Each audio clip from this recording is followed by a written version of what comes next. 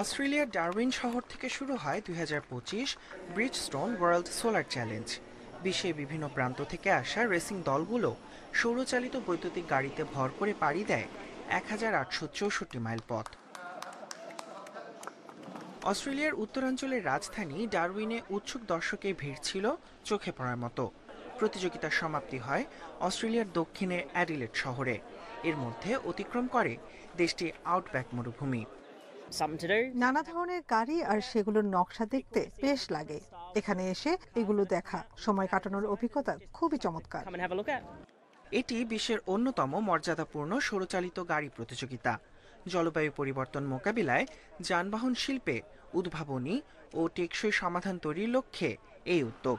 আর এবারের প্রতিযোগিতায় শীর্ষস্থান দখল করে নেয় নেদারল্যান্ডসের ব্রুনেল সোলার টিম।